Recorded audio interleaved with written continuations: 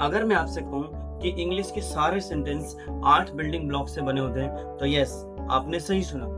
इन्हें कहते हैं पार्ट्स ऑफ स्पीच। तो आज हम इन्हें ऐसे समझेंगे कि आप कभी भूल नहीं पाएंगे। तो बिना किसी देरी के शुरू करते हैं पार्ट्स ऑफ स्पीच का सबसे आसान तरीका। सबसे पहले हम पार्ट्स ऑफ स्पीच यानी शब्द भेद क्या होता है इसको जान लेते हैं। वाक्य में शब्दों के सही प्रयोग को समझने के लिए इन्हें 8 वर्गों में वर्गीकृत किया गया है, जिन्हें शब्द भेद कहते हैं। Each word in a sentence is given a name, noun, pronoun, verb, etc.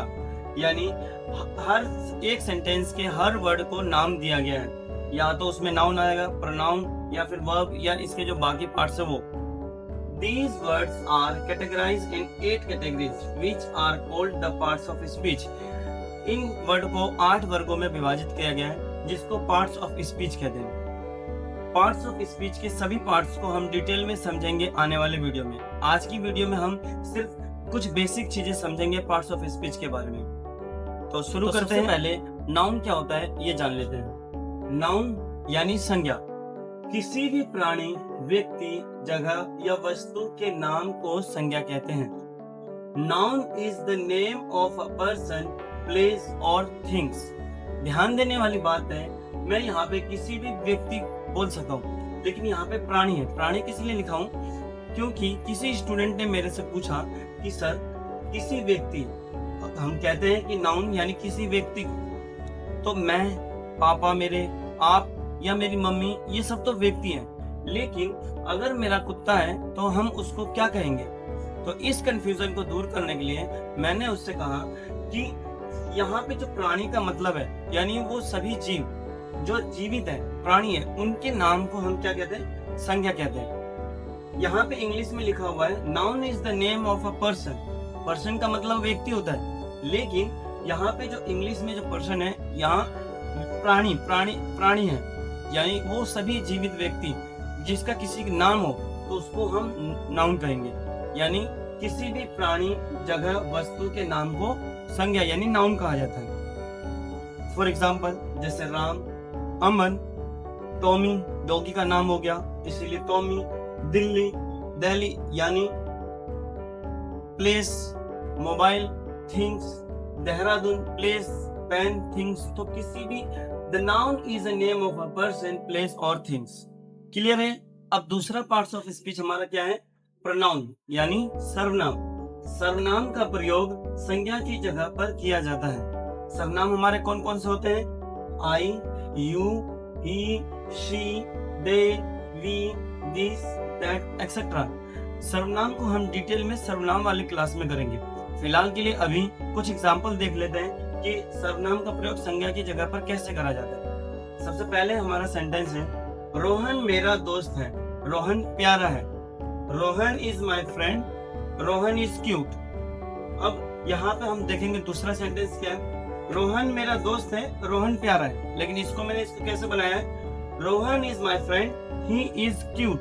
देखो क्या होता है कि अगर मेरे को कुछ बोलना होगा तो मैं ऐसे बोल सकता हूँ कि रोहन मेरा दोस्त है, रोहन प्यारा है, रोहन की मम्मी अच्छी है, रोहन के पापा अच्छे हैं, रोहन रोज स्कूल जाता है। यानी मैं यहाँ पे बार बार रोहन का नाम ले रहा हूँ, लेकिन क्यों ना हम ऐसा कुछ वर्ड यूज कर ले जहाँ रोहन की जगह पे हम कुछ यूज कर सके। तो रोहन की जगह पे जो हम यूज करते हैं जैसे ही या फिर हीज उसके के लिए, तो वो हमारा क्या होता है? प्रोनाउन होता है। जैसे मैंने बोला कि रोहन मेरा दोस्त है, रोहन के पापा, रोहन की मम्मी, तो मैं यहाँ पे क्या कहूँगा?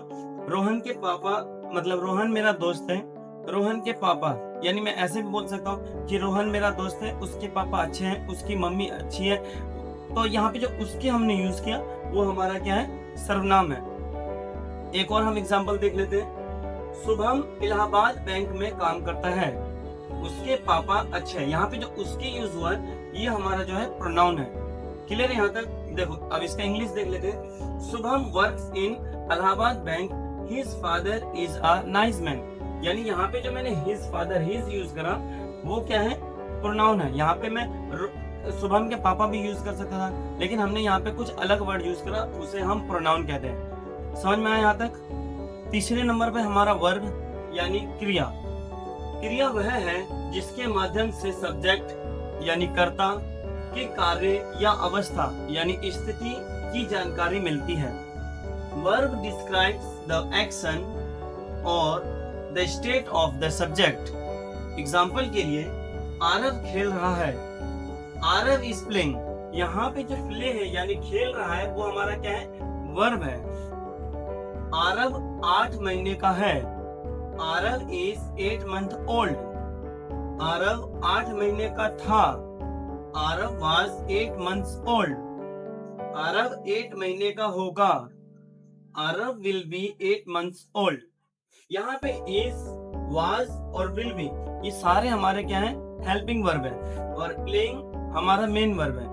अब मेन वर्ब और हेल्पिंग वर्ब को हम डिटेल में वर्ब वाली क्लास में समझेंगे। फिलहाल के लिए यहाँ पे ध्यान देने वाली बात क्या है कि इज, वाज और विल बी ये तीनों सेंटेंस में हमारा जो है स्थिति यानी अवस्था को दर्शाते हैं, जबकि आरव खेल रहा है ये हमारा कार्य यानी इसमें कार्य का दिखाता है।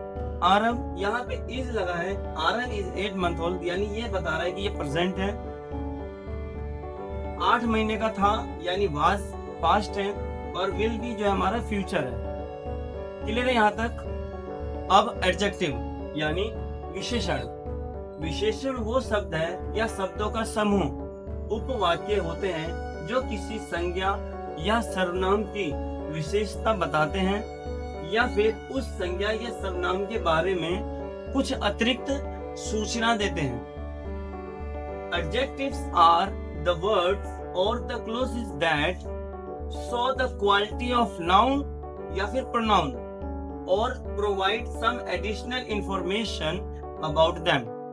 एग्जाम्पल के लिए राम बहादुर है, राम इज ब्रेव। यहाँ जो ब्रेव है वो हमारा क्या है, एडजेक्टिव है, यानी राम के बारे में राम की विशेषता यहाँ पे बताई जा रही है, क्वालिटी को बताया जा रहा है, इसलिए ये जो है ब्रेव वो हमारा एडजेक्टिव है। अच्छा, राम जो है सिर्फ मैं बहादुर यानी अच्छी बात है अगर बताता हूँ तो सिर्फ वो एडजेक्टिव नहीं है, अगर मैं बुरा भी बोलता हूँ या खराब बात भी बताता हूँ वो भी हमारी एडजेक्टिव होगा। एग्जाम्पल के लिए राम बुरा है तो यहाँ पे हम कहेंगे राम इज बैड, तो बैड जो है वो हमारा इसका विशेषण है। दूसरा एग्जाम्पल देखते हैं, राम वह चालाक थी, शी वाज क्लेवर। यहाँ पे क्लेवर जो है वो क्वालिटी बता रहा है, यानी नाउन हमारा, प्रोनाउन हमारा शी है, नाउन और प्रोनाउन दोनों की विशेषता बताती है, यानी चालाक क्लेवर बताता है वो हमारा विशेषण कहलाता है। तो यहाँ पे क्लेवर जो है वो हमारा क्या है, एडजेक्टिव है। अगला एग्जाम्पल देखते हैं, मेरे पास कई या फिर कुछ पेंसिलें हैं, आई हैव मैनी या फिर फ्यू पेंसिल्स।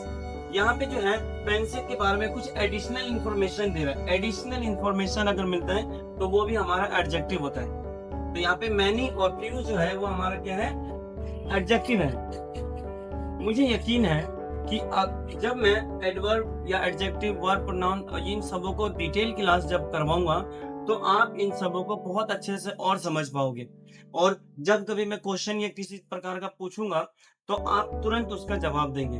तो उम्मीद करता हूं कि अभी तक जो मैंने 4 पार्ट्स ऑफ स्पीच समझाया वो आप लोगों को अच्छे से समझ में आया होगा। अब बाकी के जो 4 पार्ट्स ऑफ स्पीच है वो मैं आपको नेक्स्ट वीडियो में बताऊंगा। तब तक के लिए वीडियो आपको पसंद आई हो तो लाइक करें, शेयर करें अपने उन दोस्तों के साथ जिनको पार्ट्स ऑफ स्पीच में अभी भी कंफ्यूजन होता है, और बेल आइकन जरूर दबाएं जिससे सभी वीडियो की नोटिफिकेशन आप तक आती रहे।